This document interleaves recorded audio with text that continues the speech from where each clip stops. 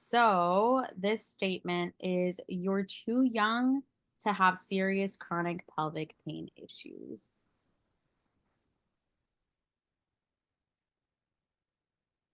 We got a very false. False. Exclamation point, exclamation point. So I think the All right. consensus seems to be false. So yes, you guys are right. It is false. Most underlying conditions actually start in teenage years. It's So crazy. we'll dig into that now. So here's some of the underlying conditions I'll be covering today. First off is endometriosis. So, like I had mentioned, this is when the cells inside of the uterine lining attach to areas where they're not supposed to be in. So they can attach to your fallopian tubes, your ovaries, the outside of your uterus. And as you guys can remember, there's tons of other anatomical structures there. So it can also affect rectum, bladder, etc. These cause extreme pain.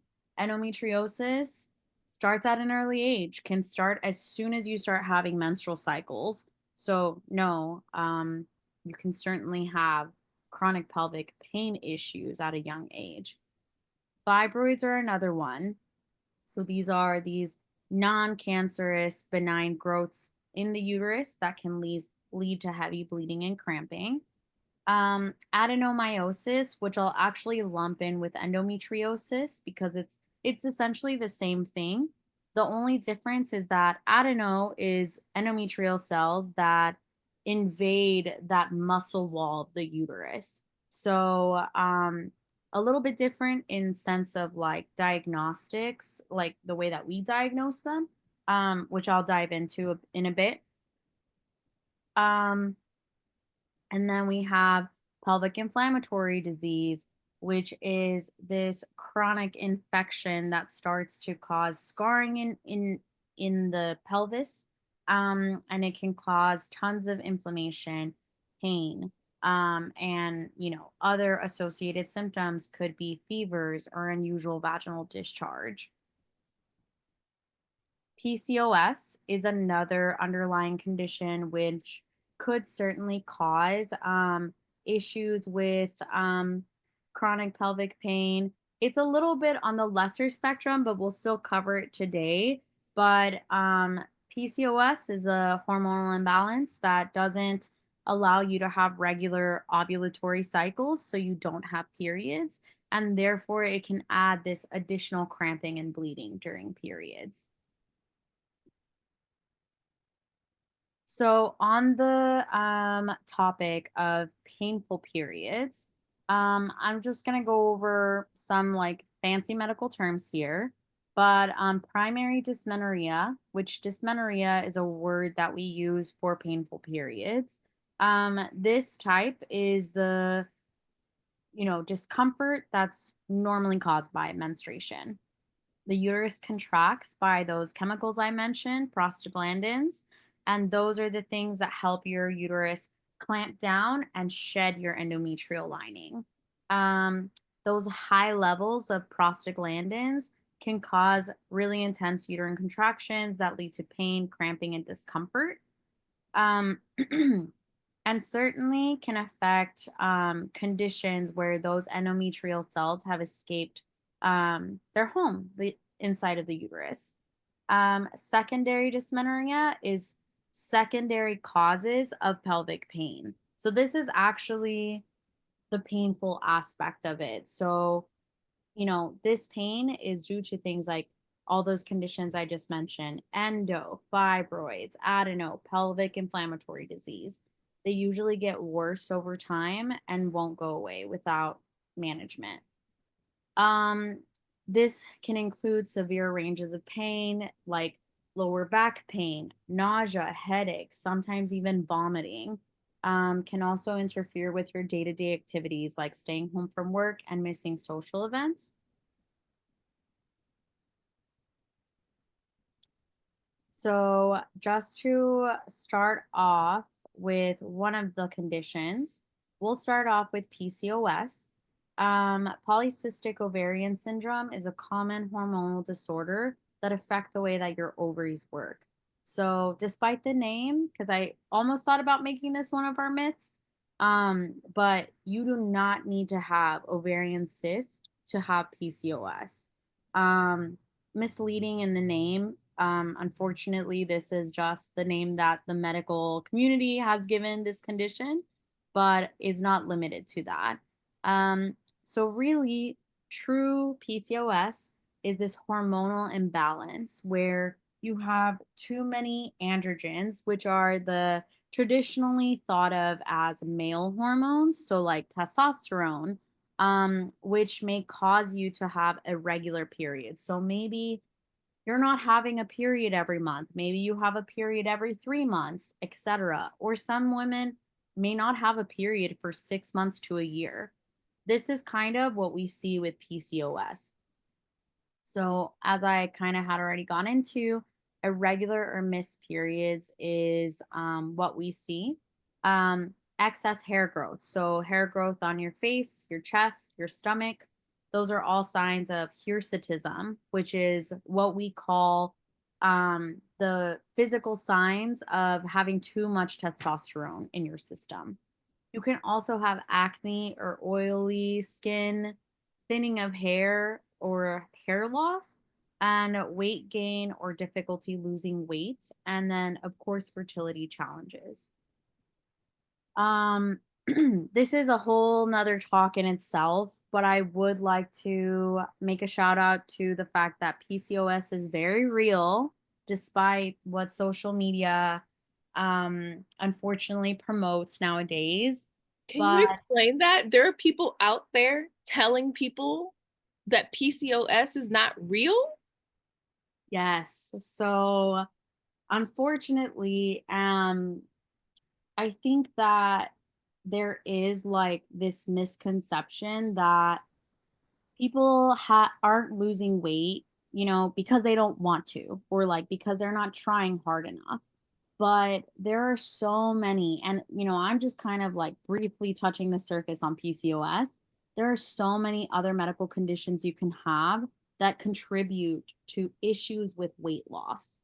And some of that has to deal with like insulin resistance, some of that has to, it just deals with hormones. So maybe things that a normal regulated hormone person does and they lose weight may not function for a patient with PCOS. But I have seen some stuff float around. And I don't know if you guys have. Maybe I'm just like on a very weird side of TikTok I because mean, you never know. The things that come on, like everybody's algorithm is different, but this also doesn't sound weird. I feel like on there, they be just saying all kinds of stuff just to say stuff. So, but I was like shocked when you told me that people were out here trying to disclaim this particular thing, just essentially fat shaming people. yeah, yeah, exactly. And that's why I just wanted to like touch base on that. I don't know what your guys' experience is, but this is very real. It's a very treatable condition as well. And so that's, it's complex, but I guess my point is you shouldn't feel bad about, weight loss management because there is certainly there are medical conditions that can contribute to those difficulties. And here Thanks there's for just, sharing that. yeah, of course. And here there's just like, this cute little icon that I found that has like all these cysts, which can be found in polycystic ovarian syndrome. So, who is affected by PCOS? This affects 1 in 10 women of reproductive age. It often starts in your teens or early 20s, and it can vary, right? Not too like there is no patient that looks exactly like another patient. There's no woman that looks exactly like another woman. So it's just, everything is case by case and personalized. But usually younger women are the ones that are affected by PCOS, and it can be misdiagnosed, maybe because they didn't know it wasn't normal for them to have irregular periods, or maybe they were told at a young age that oh, your periods will regulate eventually. She's still young. Um, Long-term health risks associated with this is, as I had mentioned, insulin resistance is one of the highest with PCOS. It puts you at risk of type 2 diabetes.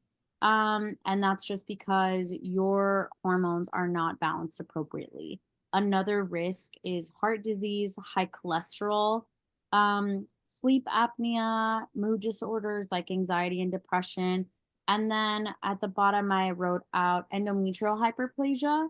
That's from unopposed estrogen. So, just as I had shown you guys that nice little diagram of the menstrual cycle, I think, even as I've like written all of this out for you guys, I'm even kind of recognizing how important our menstrual cycle plays into several aspects of our lives, right? So if your hormones aren't um, doing what they're supposed to do with your reproductive organs, it can have a lot of impact on your overall health. And so endometrial hyperplasia is when because in PCOS they don't, you don't ovulate. So you have all this like estrogen in your body that's just estrogenizing, which, in some ways is sometimes like estrogen is a good thing. But if you don't have those signals for your uterus to shed that endometrial lining, it's just constantly growing, growing, growing, growing. And that can cause abnormal cells to start showing up, which can cause what we call endometrial hyperplasia, which are precancerous cells that can later turn into endometrial cancer.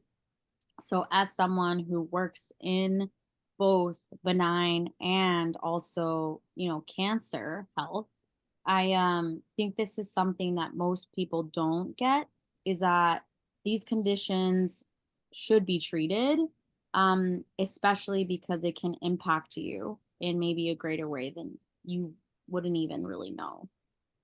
Right, like beyond fertility, like beyond the the simplification of about having babies. It's about your health as a like human. Exactly. Um, so how do we diagnose PCOS? We use what's called the Rotterdam criteria, which means that patients need two out of these three things in order for us to say, yeah, she has PCOS. So one is irregular or absent periods. So infrequent cycles, rule of thumb, less than 9 per year. Long gaps between periods. So your cycles are longer than 35 days, or you don't have a period at all. Secondly, is signs of high testosterone. So lots of androgens in your system, acne, facial hair, body hair, scalp hair thinning. And these are confirmed by blood tests and physical signs. So just like those things that I mentioned.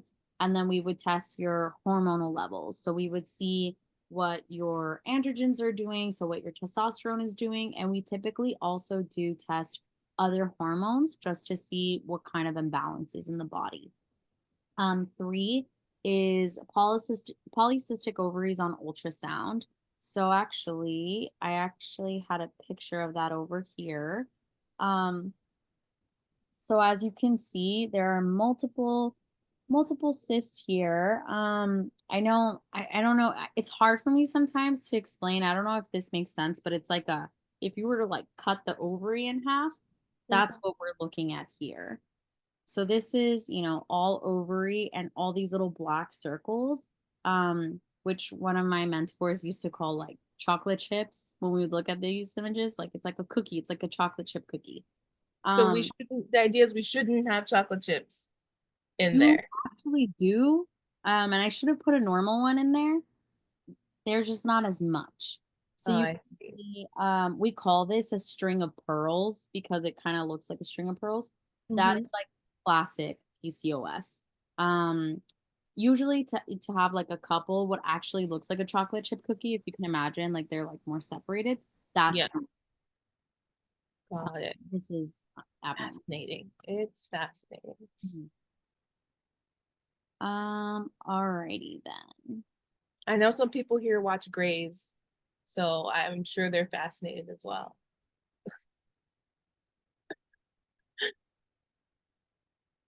Okay, so the next condition I'll go into is what is endometriosis? Um, so endometriosis is, as I've mentioned a lot during this chat, it's when those cells that are supposed to be inside of your uterus escape the uterus and they implant in other areas.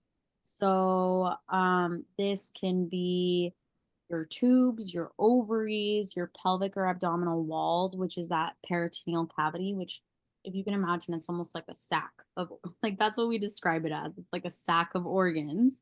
Um, and then your bladder and even your intestines, which is like mind blowing. I've actually this is kind of like a crazy story, but I've seen endometriosis that is so severe that it's like been in the umbilicus and we can see it.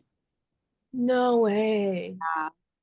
Which is horrible. Like this is a terrible condition, and there's a lot of women that suffer from it, who go undiagnosed, and I'll dig into that again a little bit, um, in a little bit. But it can be very severe, but it also could just be like not as severe, but it still very much contributes to real pain, real painful menses. Um, those prostaglandins I've been talking about, which I'm like annoying myself saying prostaglandins during this chat, those they like induce inflammation. So that's what triggers these things to bleed.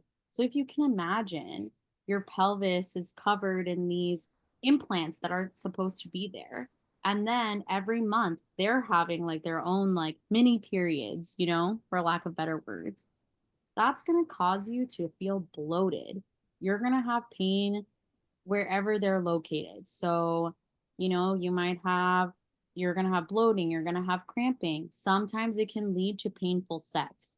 In very severe cases, when there are implants invading the bladder and the intestine, it can cause pain with urination or even pain with bowel movements. Um, Untreated, well, not necessarily untreated, but if this happens for a long time, it can cause cysts. So chocolate cysts, which I'm happy to share pictures with whoever's interested. um but they're like these cysts that form because those cells are bleeding inside of your body, and they like form their own little cyst.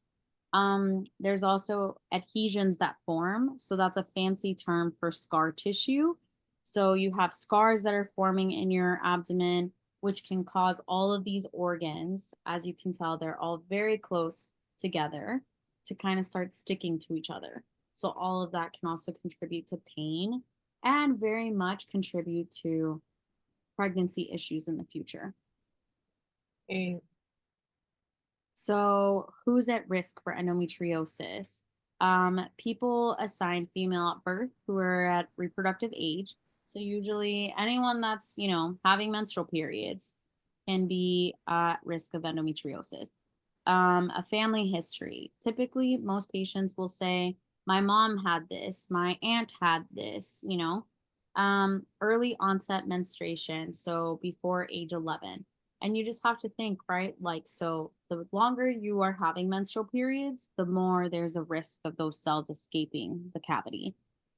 Short menstrual cycles, heavy or prolonged periods, and people who have never been pregnant before, never given birth, because you're having those constant menstrual cycles where it gives those cells an opportunity to escape the uterine cavity. And again, having other chronic pelvic pain conditions like IBS could be a sign that maybe you have endometriosis. I tagged along adenomyosis here because it's essentially very much a similar condition. The only difference is that adeno implants in the wall of the uterus. So this, as you can imagine, causes inflammation, can cause the uterus to become bulky, and certainly cause tons of pelvic pain. Um, the symptoms are very similar to endometriosis: heavier prolonged periods, pelvic pressure, bloating. frequent urination or difficulty emptying your bladder, pain during sex, and of course, fertility challenges or miscarriage. Um, Ignore that bottom note. That's about fibroids. Okay. Um, Alrighty. So one more thing that about adeno is, and I think I dig into this a little bit more in my other slides, is adenomyosis, unlike endometriosis, the difference is that because it's in that muscular wall, we don't diagnose it the same way. But I'll touch on that in a bit.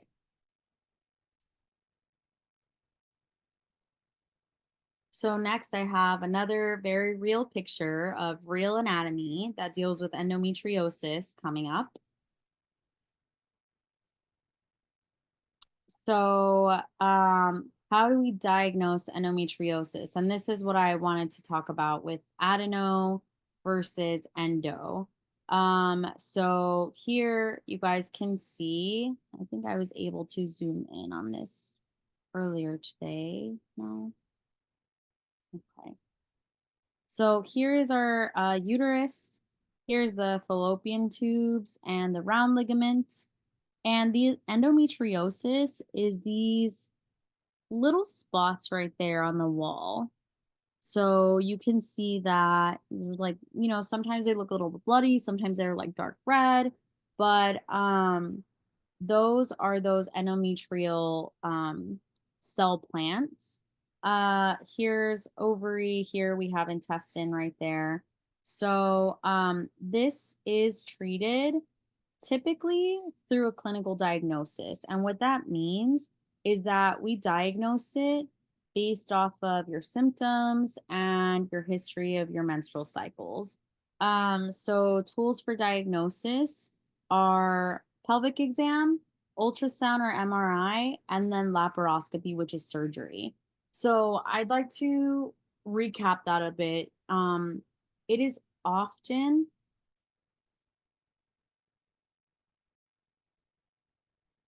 Oh, I just saw this comment. To cause so much pain, they're smaller than I thought. Yeah, absolutely. Um, but if you can imagine every month, like they're causing all this inflammation, that sends so in this wall right here, that lining of your abdominal and pelvic wall is full of nerves. And the reason why is because it's like a stack of organs, right? So in this, if there's anything wrong, if you have like if something were to like perforate your bowel or you were to have too much bleeding inside of there, all of those nerves are going to tell your body that there's something wrong. So, as you can imagine, those little cells inflaming all of those nerves are going to cause tons of pain, tons of bloating. Um, it is a clinical diagnosis because we don't want to do surgery on young patients. So, usually we go by history. So, you know, a patient who's had a history of painful periods, um, bloating, severe pain that's, causing them to miss work, missing social events, all of those things. Our exam and imaging studies can help, but they're not definitive diagnosis. Definitive diagnosis is dropping a camera in, seeing those spots, and then we biopsy them. But you know, as I mentioned before, this is avoided because we don't want to do surgery on a patient that's young. So we wouldn't do that unless it's absolutely necessary. Adenomyosis, the diagnosis for this is tricky because, these little cells implant inside of the uterus, like the wall. So we can't see those surgically. So typically they're confirmed after someone has a hysterectomy, but you don't need to have a hysterectomy for us to diagnose adenomyosis. It can be seen on ultrasound. MRI is more specific for it. So there are ways for us to diagnose it off of your symptoms, your history. and then any imaging that'll confirm that. Here is another laparoscopic view of endometriosis. So, um, here we have, you know, all these little spots that are like causing inflammation. Here underneath this bowel is right here, but this guy right there is what we call a chocolate cyst, like I had mentioned previously. So, endometriosis ongoing causes these cysts and they look like this. And, for obvious reasons, we call them chocolate cysts because if they rupture, they have this dark brown, dark red, like fluid that's in there. And what that is, it's old blood because these cells are bleeding, bleeding, bleeding the same way that they do every time you get your menstrual cycle. But that's happening inside of your body instead of outside.